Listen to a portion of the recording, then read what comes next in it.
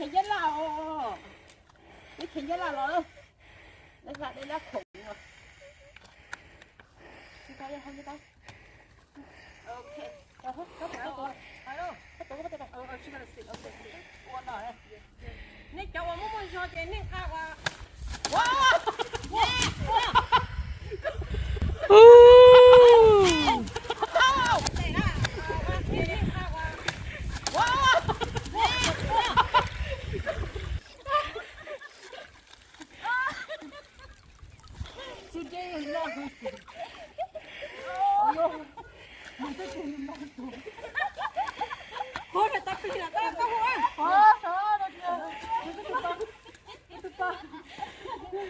Sợ nó chưa tay vừa ơi, người ta sợ nó chưa chưa, là sợ không chưa, có pư nó, sợ không chưa, sợ.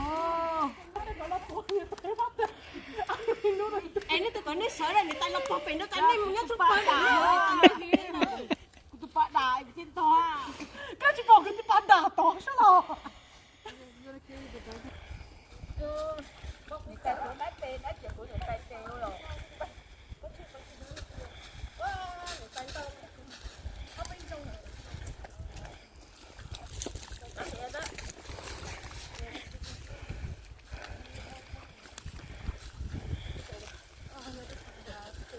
Bay theo này tay úp bay nó lại đây nó cứ cái Bay là đi đó thì bay có thoát đây à bay đây này bạn cứ đón nó thả cái bay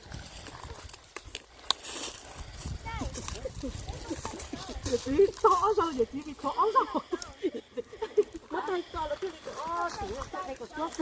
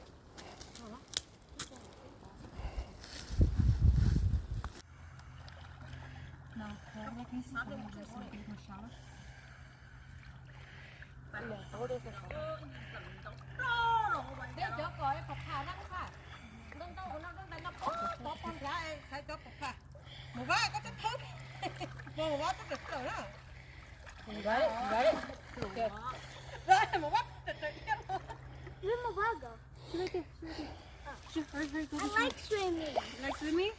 I need to go this way. It's much harder this way. That's not Are you stuck? Are you stuck? No, I'm not stuck. Okay.